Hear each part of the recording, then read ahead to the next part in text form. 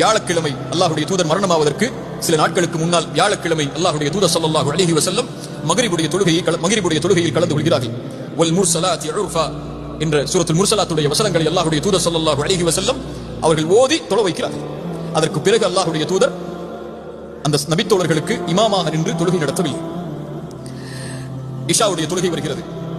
மக்ரிபுடைய தொழுகை அல்லாஹ்வுடைய தூதர் தொழுகை வைத்து இஷாவுடைய தொழுகைக்கு அல்லாஹ்வுடைய தூதர் ஸல்லல்லாஹு அலைஹி வஸல்லம் ஆயிஷா রাদিয়াল্লাহு அன்ஹாவுடைய வீட்டிற்கு செல்கிறார்கள். நோய்வாய்ப்பட்டிருக்கக்கூடிய அல்லாஹ்வுடைய தூதரால் எழுந்திருக்க முடியவில்லை. அல்லாஹ்வுடைய தூதர் கண் விழித்தவுடன் கேட்டார்கள், அஸ்ஸல்லன் நாஸ், இந்த நபித்தோழர்கள் தொழுது விட்டார்களா? ஆயிஷா রাদিয়াল্লাহு அன்ஹா சொன்னார்கள், யா ரசூலல்லாஹ், எப்படி தொழ முடியும் அவர்களா? உங்களுக்காக காத்துக் கொண்டிருக்கிறார்கள். அல்லாஹ்வுடைய தூதர் எழுந்திருக்க முயற்சி செய்கிறார்கள். தண்ணீரை என் மீது ஊற்றுங்கள் என்கிறார்கள். மயக்கடித்து விழுகிறார்கள். அல்லாஹு அக்பர். மறுபடியும் மயக்கம் தெளிகிறது. கேட்டார்களா ஸல்லன் நாஸ், ரசூலுடைய முதல் கேள்வி, தொழுதார்களா இந்த மக்கள்? யா ரசூலல்லாஹ், இல்லை அல்லாஹ்வுடைய தூதரே, உங்களுடைய வருகைக்காக காத்துக் கொண்டிருக்கிறார்கள். மறுபடியும் தண்ணீரை ஊற்றச் சொன்னார்கள். மயக்கடித்து விழுந்தார்கள். நான்காவது முறை கேட்டார்களா ஸல்லன் நாஸ், மக்கள் தொழுதார்களா அல்லாஹ்வுடைய தூதருடைய மனைவி ஆயிஷாவை? சொன்னார்கள், யா ரசூலல்லாஹ், இல்லை, அவர்கள் உங்களுக்காகத்தான் காத்துக் கொண்டிருக்கிறார்கள்.